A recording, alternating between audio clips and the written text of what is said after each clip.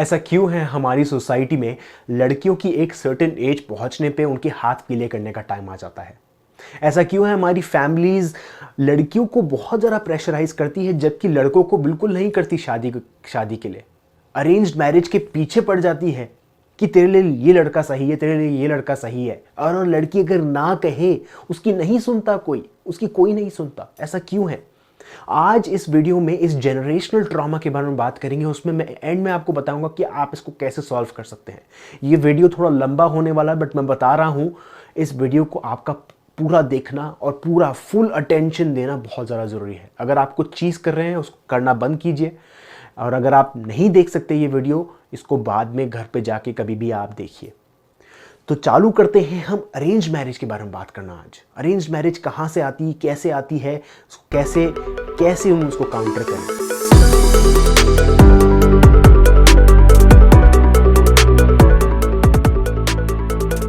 Hello friends, welcome to vibrational channel. मेरा नाम जतिन है। अगर आप मेरे चैनल पे न्यू हो तो वेलकम। अगर आपको मेरा वीडियो पसंद आता है, लोगों के साथ शेयर कीजिए, अपने दोस्तों के साथ शेयर कीजिए, सब्सक्राइब कीजिए और बेल आइकन पर बटन दबाइए। आज अरेंज मैरिज के बारे में बात कर रहे हैं और इसको हम कैसे सॉल्व करते हैं। पहले बैक में जाना पड़ेगा, हिस्ट्री में जाना पड़ेगा, और उस हिस्ट्री के लिए चलते हैं हम एवोल्यूशन पे। एवोल्यूशन कहाँ से हुआ शादी का? शादी की शुरुआत कहाँ से हुई? शादी की शुरुआत हुई थी, शादी से पहले भी लड़का लड़की मिलते थे, साथ में रहते थे और बच्चा पैदा करते थे। ये तो काफ़ी सालों तक चलता रहा, सदियों से चलता हुआ रहा था।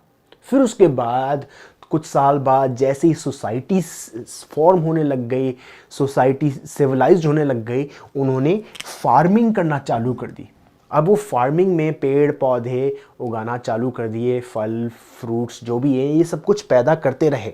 अब उसमें उन्होंने लैंड खरीदे कि ये लैंड मेरा है, ये हिस्सा तेरा है, वो हिस्सा तेरा है, ऐसे करके बांटने लग गए और इस लैंड पे मैं पैदा करूंगा पौधे।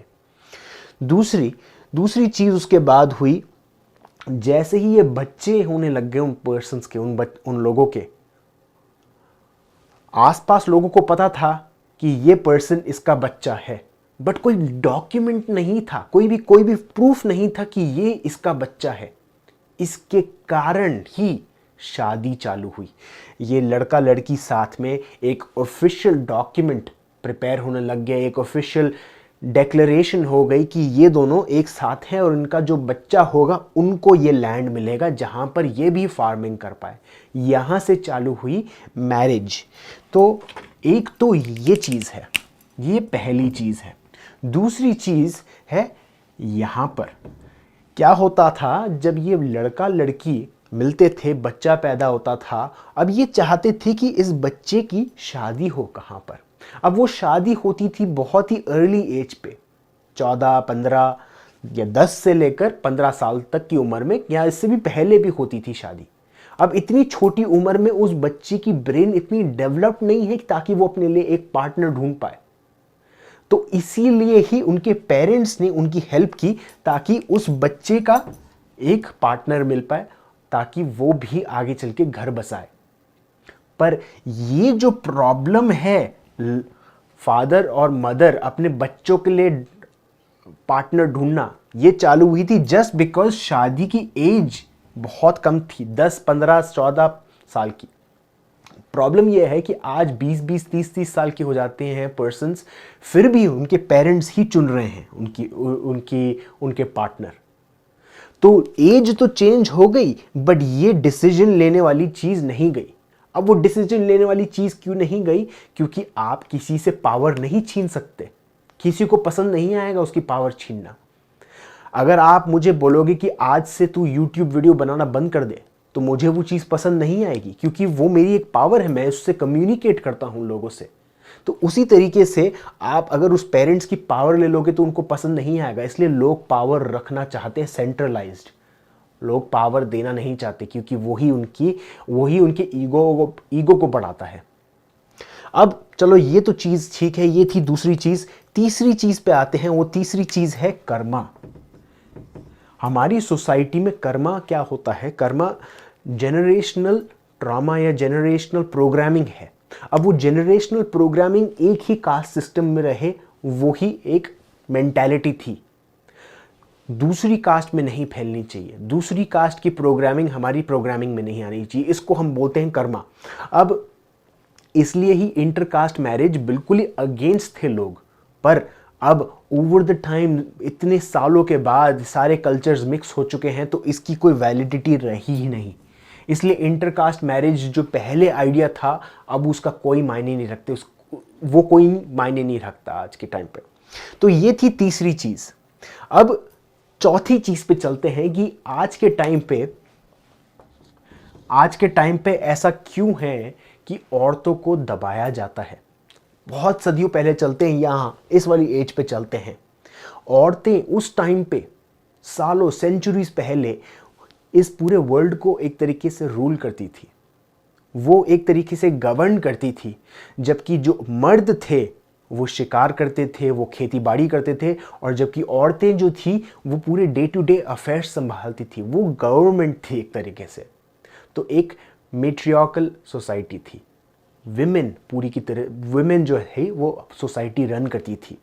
अब प्रॉब्लम ये हुई, मर्दों को ये चीज़ पसंद नहीं आई। अब थोड़ा पीछे जाते हैं वापस, जो औरतें थी वो बहुत ही ज़्यादा स्पिरिचुअली अट्यून्ड थी। इसलिए आज के टाइम पे आप देख लो, जो भी लॉ ऑफ अट्रैक्शन वीडियोस देखते हैं, मेरे काफ़ी सारे जो व्यूअर्स हैं सब ज़्यादातर फीमेल्स हैं। वो क्यों हैं? क्योंकि फीमेल्स स्पिरिचुअली अलाइंड हैं बहुत ज़्यादा, इसलिए उनकी स्पिरिचुअल अवेकनिंग जल्दी हो सकती है, जस्ट बिकॉज वो ज़्यादा इमोशनली अट्यून्ड है, जबकि मर्दों ने अपनी इमोशनल कनेक्टिविटी कम कर रखी है। तो जो औरतें थी वो बहुत ही ज़्यादा स्पिरिचुअली अलाइंड थी। तो वो क्या करती थी, वो रोज़ रात को मून जो था, जो चांद है, उसको उसकी जो एनर्जी है वो एब्जॉर्ब करती थी और उसके साथ वो रिचुअल करती थी, अलग अलग चीज़ें प्रैक्टिस करती, जिसके कारण वो उसकी एनर्जी लेकर मैनिफेस्ट कर पाए, अपनी स्पिरिचुअल अवेकनिंग बढ़ा पाए। अब इस कारण ही जो मर्द थे उनको वो पावर वापस चाहिए थी, और उन्होंने इस औरत को चुड़ैल बना दिया।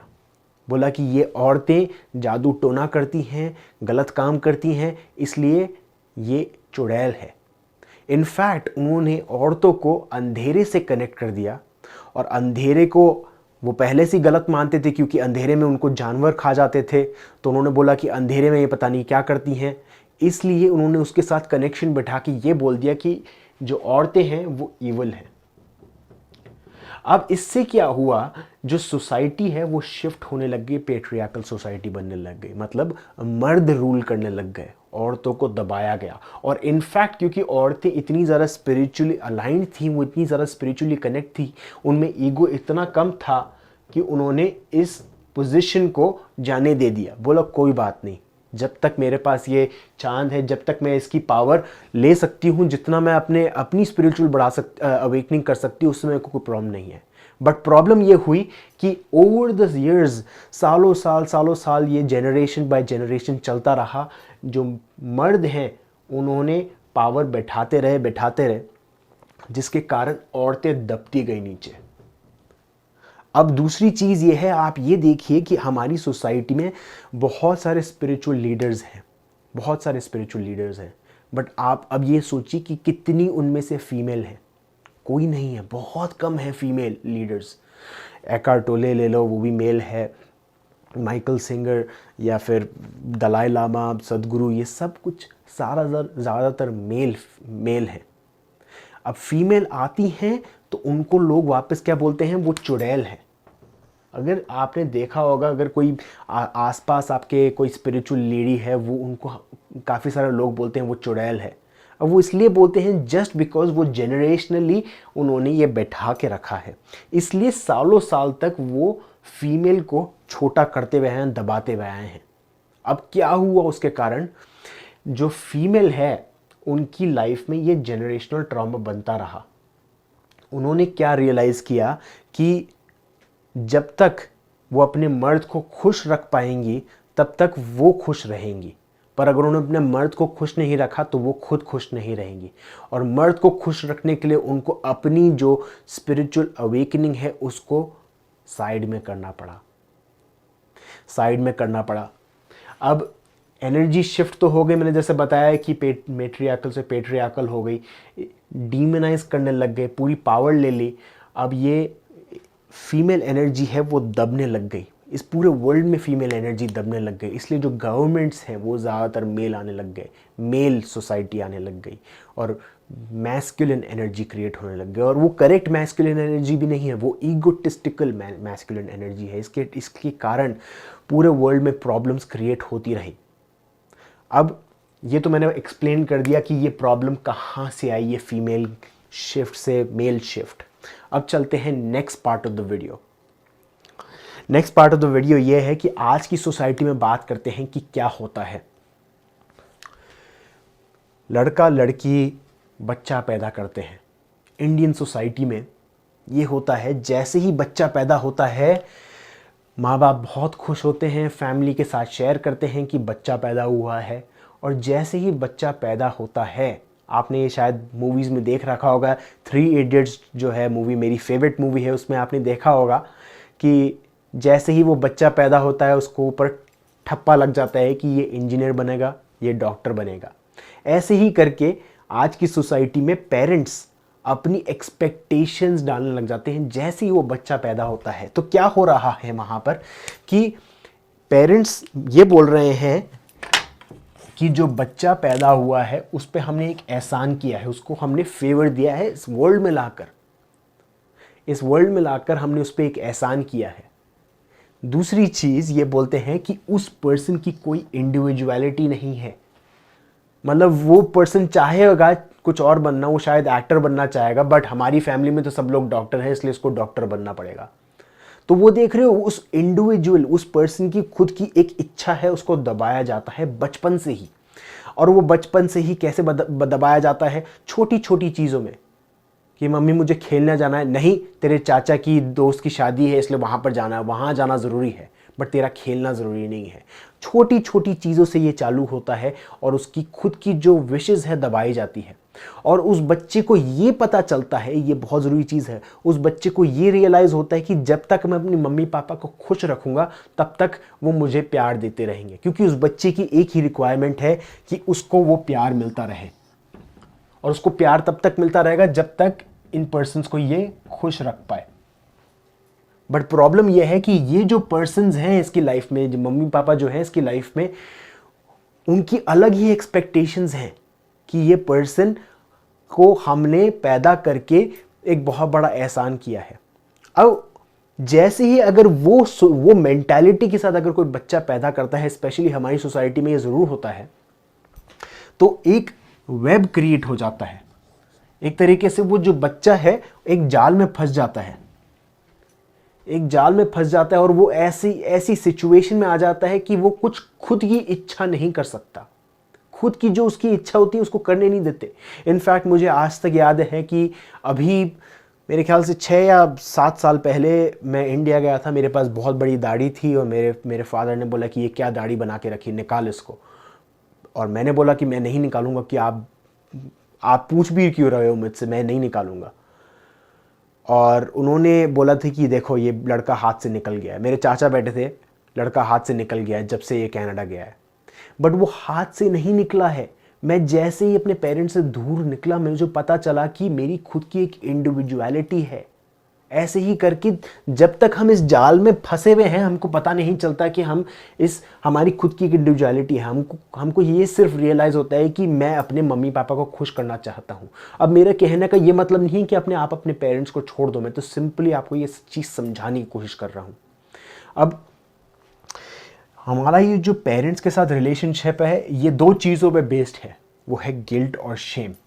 कि अगर तू ये चीज़ नहीं करेगा तो फिर मैं तुझे ये प्यार नहीं दूंगी, या फिर तू ये करने जा रहा है, हमने तेरे लिए इतना सब कुछ किया है, तू इस लड़की के साथ शादी करने वाला है, हमने तेरे लिए कितना कुछ नहीं किया, हमने तेरे को इतने अच्छे कॉलेज में भेजा, हमने तेरी इतनी परवरिश की, हमने तेरे लिए बिल्कुल दिन रात मेहनत की, पैसे कमा के तेरे को अच्छे स्कूल में भेजा, पैसे नहीं थे हमारे पास खाने के लिए, हमने तेरे को ये खाने के लिए दिया।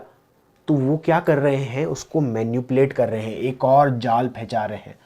अब ये इसका मतलब ये नहीं है कि वो पेरेंट्स खराब हैं, वो पेरेंट्स की जो मेंटालिटी है, उनके पेरेंट्स ने भी उनको ये सिखाया था, और शायद आप भी ये करोगे अपने बच्चों के साथ जब तक आप इस ट्रॉमा को नहीं छोड़ते। तो क्या हो रहा है कि ये दो चीज़ें हैं, गिल्ट और शेम, ये चलती हुई जा रही है। और वो कैसे करते हैं? इमोशनल ब्लैकमेल के थ्रू, हमेशा इमोशनली ब्लैकमेल करना। दूसरी चीज़, हर एक चीज़ बन जाता है एक ट्रांजैक्शन, कि मैं तेरे लिए ये चीज़ कर रहा हूँ इसलिए तेरे को ये चीज़ करनी पड़ेगी। मैंने तेरे को एक बहुत अच्छी यूनिवर्सिटी भेजा है, अब तेरे को मेरे पसंद के लड़के के साथ शादी करनी पड़ेगी। जस्ट बिकॉज क्योंकि वो पेरेंट चाहता है कि उसका ईगो जो है मेंटेन रहे, सोसाइटी में उसका ईगो मेंटेन रहे। क्योंकि बगल वाले जो लोग थे, नेबर्स थे, उनकी शादी एक बहुत अच्छी फैमिली में हुई थी, इसलिए हमारी भी शादी यहाँ पर होनी चाहिए और अच्छी जगह होनी चाहिए। जस्ट बिकॉज उस पेरेंट का ईगो बीच में आता है कि इसी सोसाइटी में होनी चाहिए, इसी कास्ट में होनी चाहिए, दूसरी कास्ट में नहीं होनी चाहिए। क्यों पूछिए क्यों? जस्ट बिकॉज वो चाहते नहीं कि उस पेरेंट का ईगो खराब हो या मिटे या कम हो, बल्कि ईगो बढ़ाना चाहते हैं हर बार। अब खुद की ईगो बढ़ाने के लिए वो अपने बच्चों पे प्रेशर डालने लग जाते हैं। तो क्या हो रहा है, वो पेरेंट बोलता है कि तेरे को मैं ये चीज करूंगा और तेरे को ये चीज मुझे देनी पड़ेगी, तो वो ट्रांजैक्शन बन जाता है, लेन देन चलती रहती है। अब यहां पर बहुत इंपॉर्टेंट चीज है दोस्तों, अगर आपकी लाइफ में पैसे की प्रॉब्लम चल रही है तो इस चीज पे ध्यान देना बहुत ज्यादा जरूरी है। पैसे की प्रॉब्लम चल रही है तो ये चीज पे ध्यान देना बहुत जरूरी है कि जब भी कभी आपके पेरेंट्स आपको कुछ देते थे, रिटर्न में बोलते थे कि तू ये चीज करेगा तो तेरे को, अगर मैं तेरे को ये चीज दे रहा हूं तो तेरे को ये चीज करनी पड़ेगी मेरे लिए। जैसे फॉर एग्जाम्पल, अगर आपके पेरेंट्स आपको अच्छे कॉलेज में भेजते थे जस्ट बिकॉज आप उनकी मनपसंद के पार्टनर के साथ शादी करो, तो वो ट्रांजैक्शन बन जाता है।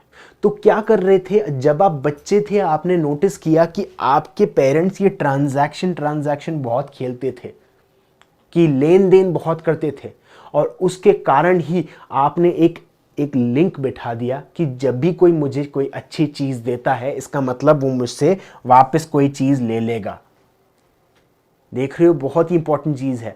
अगर कोई मुझे अच्छी चीज दे रहा है तो उसका मतलब वो मेरे से कोई ना कोई चीज लेगा, तो इसलिए मैं अच्छी चीज लेना ही बंद कर दूंगा। अब लॉ ऑफ अट्रैक्शन क्या बोलता है कि आपको एक अच्छा रिसीवर होना चाहिए, आपको रिसीवर होना जरूरी है, आपका रिसीवर होना जरूरी है। अगर आपको कोई गिफ्ट देता है, वो गिफ्ट को पूरी तरह से दिल खोल कर एक्सेप्ट कीजिए और उसको थैंक यू बोलिए।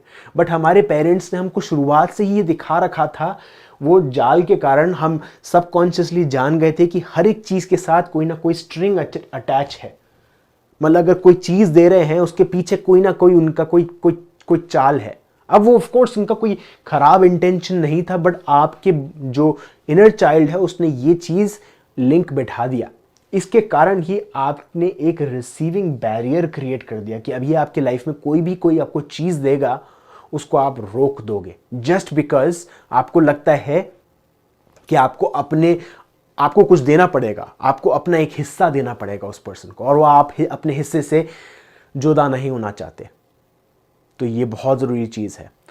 तो अब मैंने जैसे ये बताया, ये गिल्ट और शेम वाला जो ये प्रॉब्लम है, पेरेंट्स बोलते हैं कि देखो इसी रिलीजन में शादी करनी ज़रूरी है। इसलिए ही क्या होता है, जैसे ही वो लड़की पैदा होती है, 18 साल की होती है या 20 साल की होती है, उस टाइम पे पेरेंट्स बोल देते हैं कि तेको इस पर्सन के साथ शादी करनी ज़रूरी है। अब वो पेरेंट कैसे चुनता है वो पार्टनर? वो पेरेंट ऑफ कोर्स चुनता है जो उस लड़की के लिए अच्छा है, बट ऑफ कोर्स ये पार्टनर अमीर होगा, ये पार्टनर की सोसाइटी में अच्छी इमेज होगी, ये पार्टनर बहुत ही वेल एस्टैब्लिश्ड होगा, उसका बहुत अच्छा नाम होगा, ये पार्टनर दिखने में अच्छा होगा, या ये पार्टनर की बाहर फॉरेन कंपनी में कोई जॉब होगी या बाहर रहता है। अब वो क्यों ढूंढ रहे हैं? क्योंकि इस पर्सन का जो ईगो है, इस पेरेंट का जो ईगो है वो इंक्रीज होना चाहता है। मेरी बात सुनिए, मैं किसी भी पेरेंट के अगेंस्ट नहीं हूँ, और इनफैक्ट ये मेरे पेरेंट्स भी देख सकते हैं ये वीडियो। मैंने उनके साथ कोई वीडियो शेयर नहीं किया, बट आने वाले टाइम पे ज़रूर शेयर करूँगा। बट अगर आप ये देख रहे हैं तो मैं आपके अगेंस्ट नहीं बोल रहा, ये generation by generation by generation चलता हुआ आ रहा है। इसको हमको रोकना ज़रूरी है। वो रोकना इसलिए ज़रूरी है क्योंकि ये यहाँ से चालू हुआ। अब आपकी लाइफ में अगर आप मेल हो या फीमेल हो, अगर आपके पेरेंट्स आपको दबा रहे हैं तो इस पे आपको काम करना ज़रूरी है। आपको इनर चाइल्ड वर्क करना बहुत ज़्यादा ज़रूरी है। लॉ ऑफ अट्रैक्शन को मारो गोली। बाकी जो आप वीडियोस देख रहे हैं यूट्यूबर्स के, देखिए ज़रूर करिए, वो प्रैक्टिस करिए, बट इसको नंबर 1 प्रायोरिटी रखिए क्योंकि इसके बिना कोई मैटर सेट नहीं होगा। तो अभी सोल्यूशन पे चलते हैं, कैसे इसको सॉल्व करें इस चीज़ को।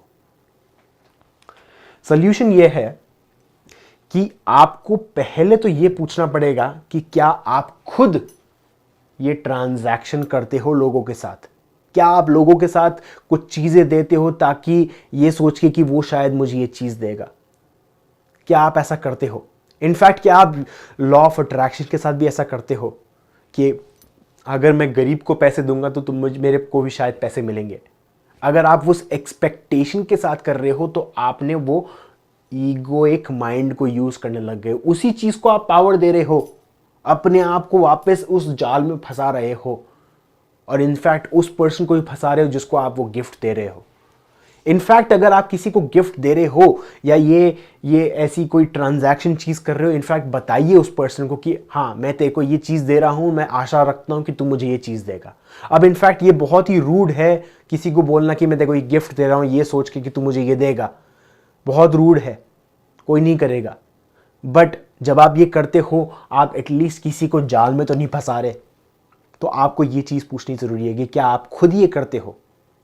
दूसरी चीज, आपको अपने पेरेंट पे जो डिपेंडेंसी है कि आप डिपेंडेंट हो उस पेरेंट पे, कि आप उस जाल से बाहर नहीं निकल सकते। क्योंकि क्या है, सबकॉन्शियसली आप जानते हो कि आप उस जाल में फंसे हुए हो, बट आप खुद नहीं निकलना चाहते क्योंकि आपको ऐसा लगता है कि बाहर डेंजर है और आपके अपने पेरेंट की प्रोटेक्शन जरूरत, आपको अपनी पेरेंट की प्रोटेक्शन की ज़रूरत है। आपको ये रियलाइज़ करना है कि बाहर डेंजर नहीं है, वो चीज़ जो है वो वहाँ पर डेंजर नहीं है। आपको ये रियलाइज़ करना है कि आपको अपनी पेरेंट की प्रोटेक्शन की ज़रूरत नहीं है। आप उसको कैसे ठीक करेंगे मैं बताऊंगा ज़रूर। उस डिपेंडेंसी को कैसे हटाते हैं मैं बताऊंगा थोड़ी देर में। दूसरी चीज़, एक और चीज़ आपको याद रखनी ज़रूरी है कि आपकी हैप्पीनेस जो है, आपकी खुद की खुशी जो है वो पहले आती है। आपकी खुद की खुशी पहले आती है। अगर आपको वो पार्टनर पसंद नहीं है तो कोई मतलब नहीं है कि वो डॉक्टर है या वो आपके पेरेंट की वो मदद करेगा आपके हॉस्पिटल को बढ़ाने के लिए या ये करने के लिए या वो करने के लिए। कोई भी रीज़न है, आपकी खुशी पहले आती है। ये याद रखिए, आपके पेरेंट की नहीं आती। अगर आपकी खुशी पहले नहीं आई तो कोई मायने नहीं रखेगा, कुछ भी चीज़ मायने नहीं रखती। नेक्स्ट है रिमूव शेम एंड गिल्ट।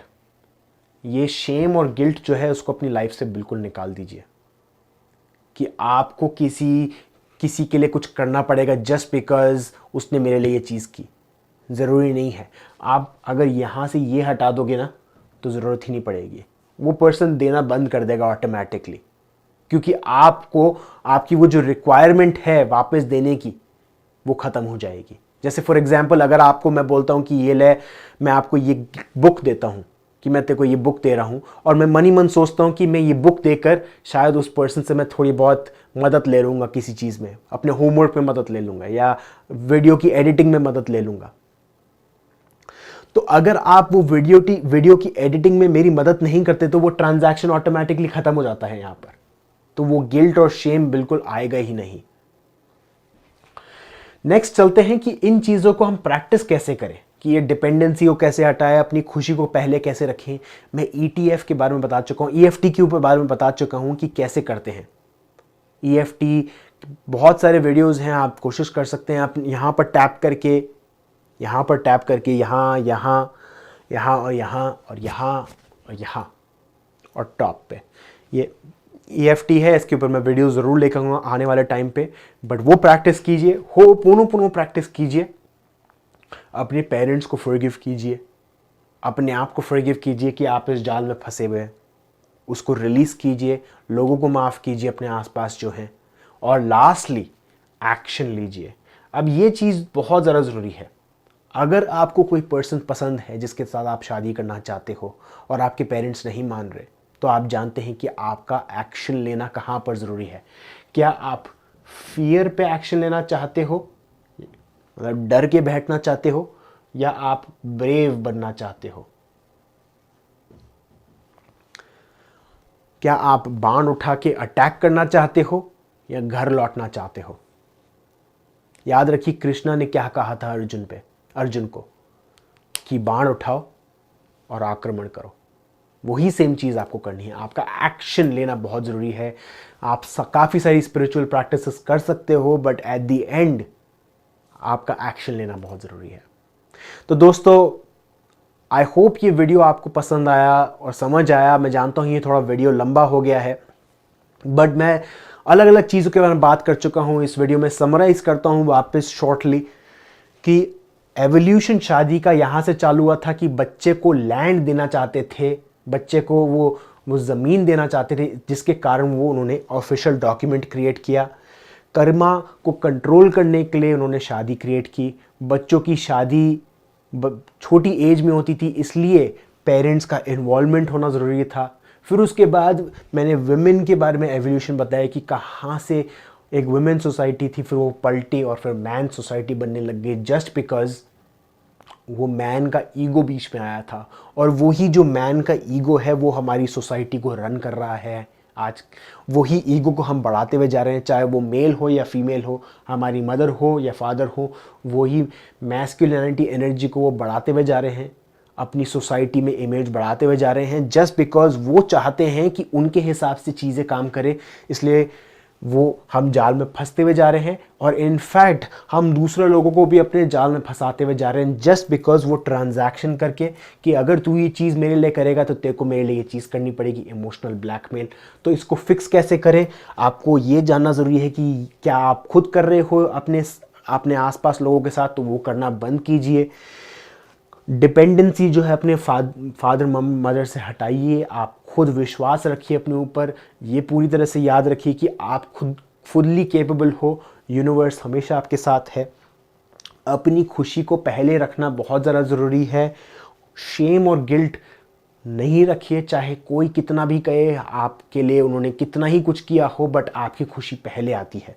उसको कैसे फिक्स कर सकते हो? EFT के थ्रू फिक्स कर सकते हो, पोनो के थ्रू कर सकते हो, और सबसे इम्पॉर्टेंट आपका एक्शन लेना बहुत ज़्यादा ज़रूरी है। तो दोस्तों, आई होप ये वीडियो आपको समझ आया हो। अगर आपको इसके रिलेटेड कोई क्वेश्चन है तो प्लीज़ पूछिए। अगर आप चाहते हो कि मैं आपके साथ मिलकर बैठ के बात करूँ इसके रिगार्डिंग, आपकी मैरिज के रिगार्डिंग, अरेंज्ड मैरिज, आप किसके साथ रिलेशनशिप में आना चाहते हो, मैनिफेस्ट करना चाहते हो, तो आप मेरे साथ पर्सनल सेशन ले सकते हो और मैं आपको हेल्प ज़रूर करूँगा। बट मैं ये सिंपली कहना चाहूँगा कि अभी मेरे थोड़े टाइम तक, कुछ वीक्स तक मेरे पास अभी कोई स्केड्यूल नहीं है। जुलाई के मिड में मेरे पास वापस स्केड्यूल आएगा, बट अभी आप ज़रूर रीच आउट कर सकते हैं मुझे इंस्टाग्राम पे। मैं आपके आंसर ज़रूर कर सकता हूँ क्वेश्चंस। अभी के लिए इतना ही दोस्तों। अगर आपके पास कोई सजेशंस हैं या कोई डाउट्स हैं, कमेंट बॉक्स में पोस्ट कीजिए और मैं उनको ज़रूर आंसर करूँगा। Thank you very much.